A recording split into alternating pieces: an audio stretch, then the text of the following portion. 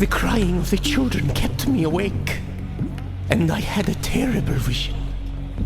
I saw the fall of our city, bleached bones under a harsh sun. Carthage, gone. Why would Baal send such a vision? He is not cruel. He has watched over us. We have had victories aplenty in war. Our merchants sail to all corners of the world. And yet now, I fear I cannot help it. We are the envy of lesser people. They tell terrible lies about us. They do not understand, so they lie. But the Romans, they are the masters of falsehood. War will come, I'm sure of it. So I will have no more false visions. And I think the children will be quiet tonight.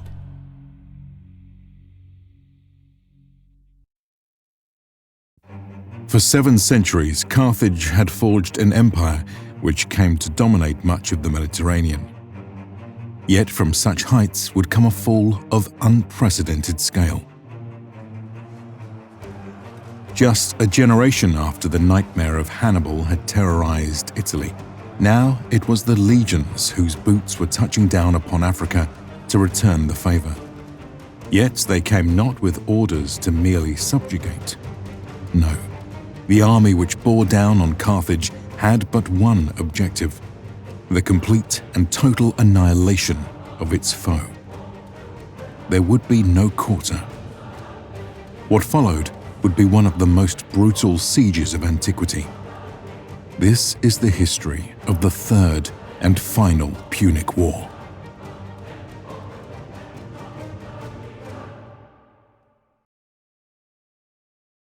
So I'm super excited to kickstart this project with you. It's been a long time coming. I've always wanted to cover the fall of Carthage, and now we can do it in one of the most deep blow-by-blow series I think we've ever done on the channel. But not to be outdone, we actually have a secret project in the work after this that's going to be an ambitious, high-budget, high-production value sci-fi series, so stay tuned for that. But with the type of project I want to deliver, we're going to need a lot of help. Thankfully, today's sponsor, Strawberry.me, makes it easy to get accessible and expert career guidance on things like this. They're a platform that connects you with coaches over live video sessions to help you set and achieve your personal and professional goals. In my case, I was able to use Strawberry.me's onboarding process to link up with a coach, to find an actual expert to coach me in this TV show creation process. We were able to align on the project with an initial deep dive session. This then turned into a recurring 2-week sprint cadence to set goals and make progress on the following key pillars: identifying and filling team roles, adopting industry tools, workflows, and best practices, and establishing an achievable roadmap.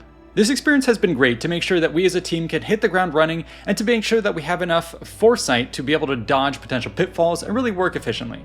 This same process can be used to achieve your own goals, be it getting a promotion, pivoting careers, or working on personal development.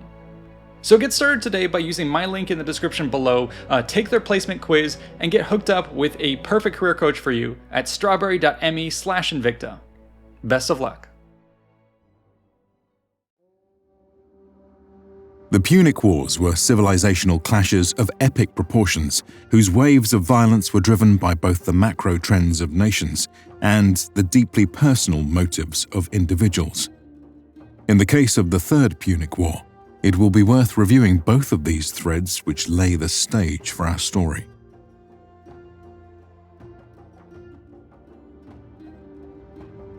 Rome's victory in the Second Punic War had firmly shifted the power balance between the two Mediterranean rivals. Where once there had been geopolitical parity, now Carthage was clearly subordinate on the world stage, reduced in its status to that of a mere friend and ally of Rome. This new paradigm was laid out legally with the terms of a peace treaty that had been signed in 201 BC. It stipulated the following: all plunder, all prisoners, and all war elephants were to be handed over. All but 10 triremes of the Punic fleet were to be demobilized. All mercenary recruitment of Celts and Ligurians was forever banned. All overseas possessions were made forfeit. All of Numidia's territory was to be restored. All future wars must be approved by Rome. All campaigns must be contained to Africa. And finally, for the next 50 years, 10,000 silver talents must be paid annually. But while such terms are easy to list off, it's difficult to imagine what this drastic empire-level disarmament and deconstruction looked like from the ground level. Unfortunately, no Punic sources remain to tell their side of the story. We are therefore left with but a few clues left by later Roman authors. Appian, for instance, reports that the harsh terms of the deal caused a period of political turmoil among the Carthaginians. Many in the public feared that for the next 50 years they would now be burdened with double taxation and that in the event of famine or disaster, aid relief for the common folk would come second to the obligations to Rome.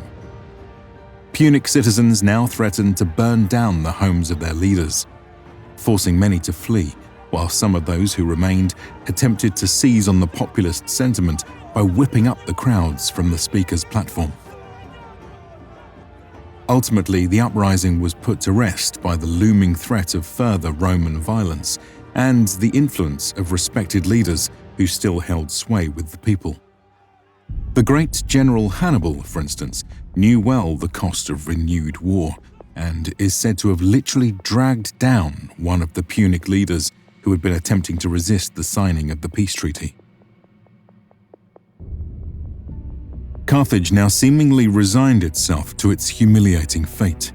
Thus it was that of the three major factions which were said to rule the city in the interbellum years, one favouring Rome, one favouring Numidia, and one favouring the common people, none made any moves to break the terms of the treaty. As proof of this one point of agreement, we can imagine that they all participated in the strict compliance measures, which included hosting Roman inspectors and sending embassies to Italy. But perhaps the most painful obligation for the leaders of a once great maritime empire was to give the final blessings to its condemned fleet, which had gathered in the harbours of the city. Appian claims that on the appointed day, 500 ships were rowed into open water and set ablaze. In this conflagration burned the hopes and dreams of Carthage's rulers. Yet to the common citizen, this was perhaps seen as a cleansing purge of their leaders' folly. What had they gained from these years of endless war? Perhaps now, finally, attention would be paid to their needs at home. Such popular disaffection with the ruling oligarchy was seized upon by Hannibal, who rode the wave to become elected suffete in 196 BC. From here, he worked to strengthen the popular assembly, to overhaul the city's finances, and to go after the elite for their corruption. While Hannibal would eventually be chased into exile by Rome and his rivals, the reforms seem to have helped Carthage regain its footing. As its industrious people focused on what they did best, lucrative trade routes were revived and agriculture boomed. Prosperity soon returned. In this period, archaeology reveals a fresh wave of new construction across the city, from homes and temples to the grand Kothon harbour. So quickly did Carthage rebound that within just a decade it was already prepared to pay off the remaining 40 years of its war debt. Unfortunately, this renewal would draw the wary attention of its friend and ally across the seas. Let us now briefly turn our attention to the affairs of Rome.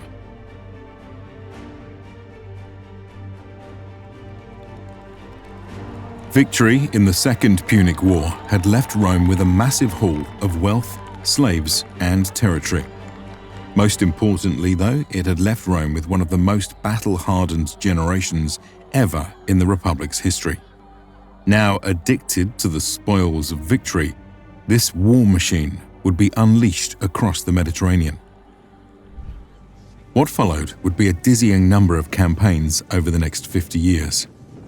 To briefly enumerate them, this would include the First Macedonian War, the Second Macedonian War, the Spartan War, the Boeotian War, the Seleucid War, the Aetolian War, the Galatian War, the Celtiberian War, the Third Macedonian War, the Illyrian War, the Lusitanian War, the Numidian War, and the Fourth Macedonian War. Yet, as the years dragged on, the veterans of the Second Punic War would gradually be attritioned or aged out of the military.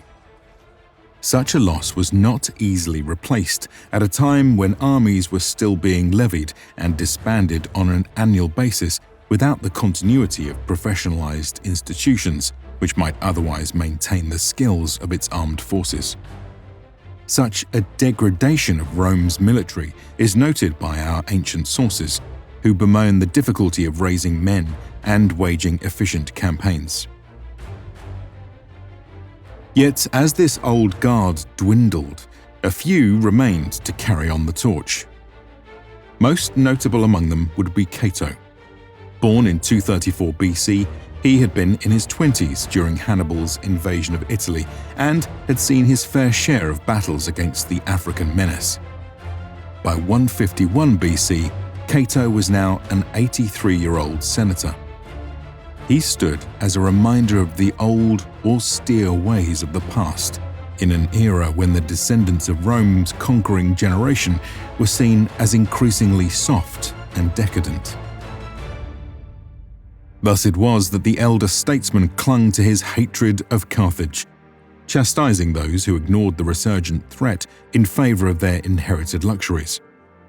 Such was Cato's persistence that he famously ended his speeches, no matter the occasion, with the cry, "Carthago delenda est." Carthage must be destroyed. For years these calls fell on deaf ears, until one day an opportunity arose to see the deed done.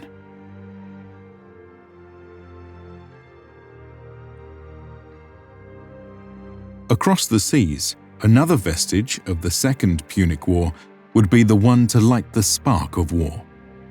Massinissa, the king of Numidia, was approaching his 90s.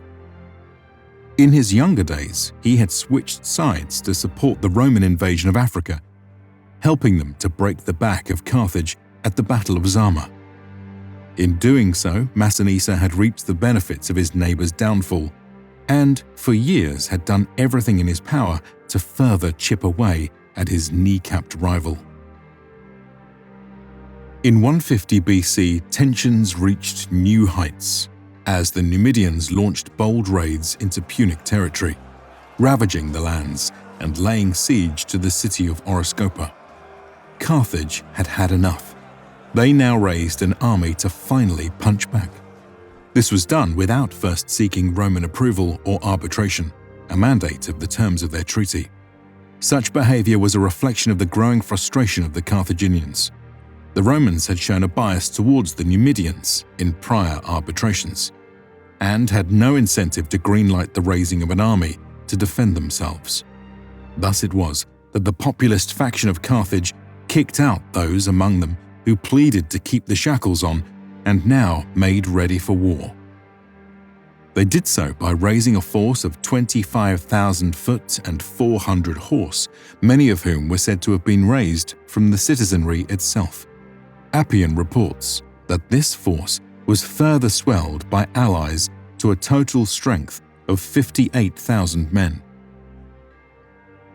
These successfully pushed back the Numidian raiders, defeating them in a series of skirmishes. However, the Punic army was soon lured into a pursuit of the main enemy body, which had retreated into rugged terrain. It was here that Massinissa offered battle. What followed was a day-long clash. Yet, as the sun set, neither side could claim victory. In the aftermath, Punic and Numidian negotiations took place with the Roman nobleman Scipio Aemilianus acting as an intermediary. Ultimately, no progress was made. What followed was an uneasy stalemate as the Numidians encircled the Carthaginian camp.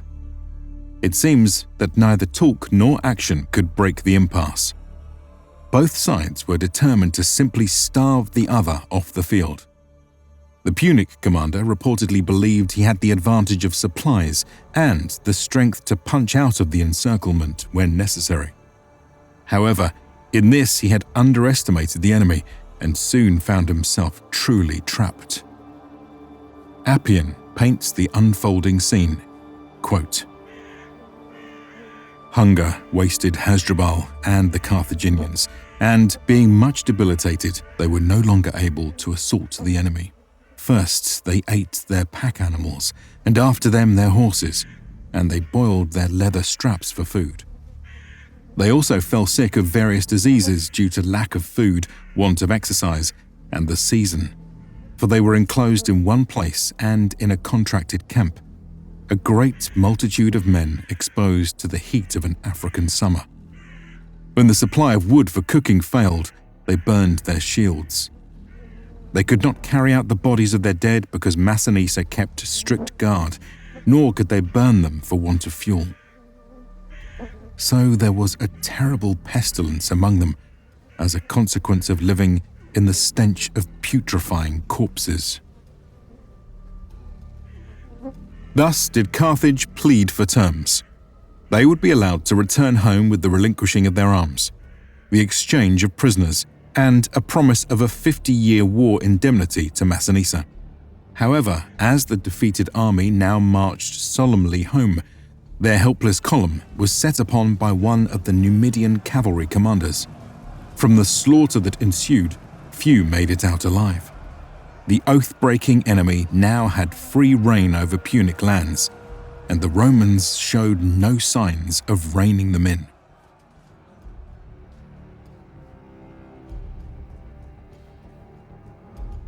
Given all this, it should be no surprise that Carthage was in a state of deep frustration.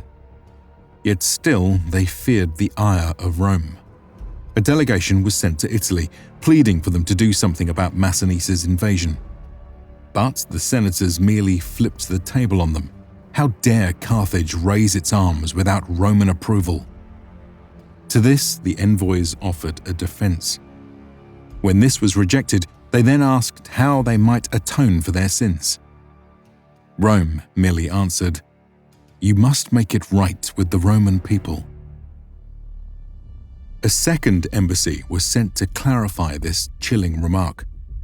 Apparently, they came with offers to pay a large fine, to give up territory, and to do anything that might ensure peace between Rome and Carthage.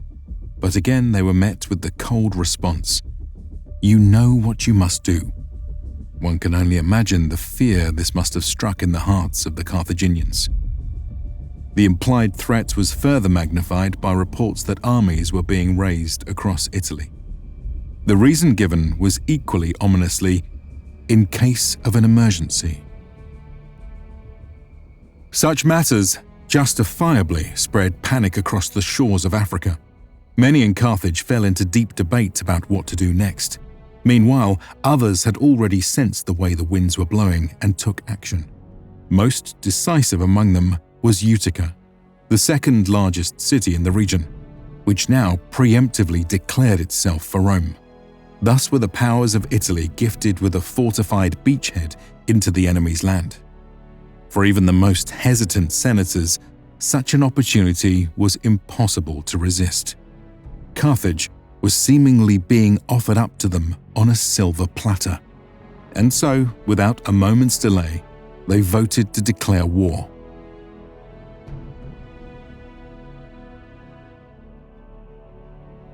Appian recounts the ensuing rush of activity, quote, "They immediately dispatched the consuls in command of the forces, Manius Manlius having charge of the foot soldiers, and Lucius Marcius Censorinus of the fleet, and they gave them secret orders not to desist from the war until Carthage was razed to the ground. After offering sacrifice, they sailed for Sicily, intending to cross over thence to Utica. There they were conveyed in 50 quinquiremes and 100 hemiololi, besides many open boats and transports. The army consisted of 80,000 infantry and about 4,000 cavalry, all the very best. There was a general rush of citizens and allies to join this splendid expedition, and absolute confidence in the result, and many were eager to have their names on the enrollment. Such was the speed of this advance that the declaration of war and the war itself reached Carthage at the same time. The timing was devastating. The Punic power had just lost an army to Massinissa. They had no fleet, they had no mercenaries, they had no allies, and they had no supplies. They were in no state to remotely challenge Rome, as had once occurred in the First and Second Punic Wars of their forefathers. Once more, Carthage pled for peace by any means. The Senate responded that this might be considered if they first sent 300 children from the noble families to be kept as hostages. Despite any suspicions they might harbor of betrayal, the Carthaginians nonetheless submitted. Appian paints a heart-wrenching scene. Quote, "They sent their children into Sicily amid the tears of the parents, the kindred, and especially the mothers, who clung to their little ones with frantic cries and seized hold of the ships and of the officers who were taking them away, even holding the anchors and tearing the ropes and throwing their arms around the sailors in order to prevent the ships from moving. Some of them even swam out far into the sea beside the ships, shedding tears and gazing at their children. Some of them tore out their hair on the shore and smote their breasts in the extremity of their grief. It seemed to them that they were giving hostages only nominally, but were really giving up the city when they surrendered their children without any fixed conditions. Many of them predicted with lamentations that it would profit the city nothing to have delivered up their children. Such were the scenes that took place in Carthage when the hostages were sent away. Upon receiving this group, the consuls gave word that further instructions would soon come. Meanwhile, however, they sent secret messages to their troops to press the assault. And so, for the first time in over 50 years, a Roman army landed in Africa. Its purpose was clear. Carthage must be destroyed.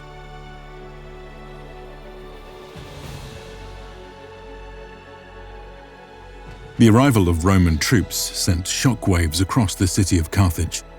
The people began to panic. Soon, delegations were sent to plead with the invaders for mercy. Appian brings to life the chilling reception they received. Quote, "When the ambassadors came, the consuls placed themselves on a high seat, with the chief officers and military tribunes standing near, and the whole army drawn up on either side, with arms glistening and standards erect. When the consuls had proclaimed silence by the trumpet, a herald told the Carthaginian envoys to come forward, and they advanced through the long camp, but they did not draw near to the place where the consuls sat, because they were fenced off by a rope."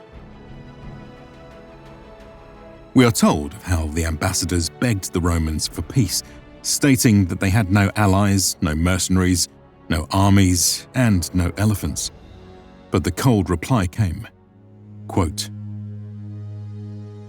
"If you are sincerely desirous of peace, why do you need any arms? Bring all your weapons and engines of war, both public and private, and deliver them to us." The Carthaginians complied. As commanded, they immediately loaded a vast wagon convoy of materials. It included 2,000 catapults, 200,000 armor sets, innumerable javelins, and countless arrows. Such was the remarkable nature of this spectacle that even the Romans were impressed. And yet they were not moved. Once more, a new set of demands was laid upon the Carthaginians.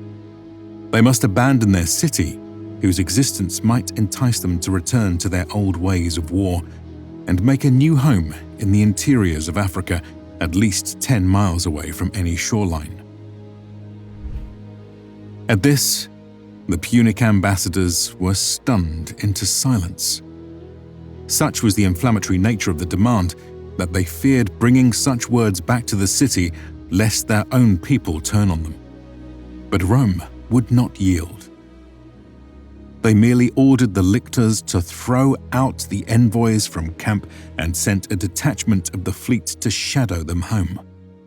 The message was clear: surrender or die. Stay tuned as we continue our coverage of the Third Punic War.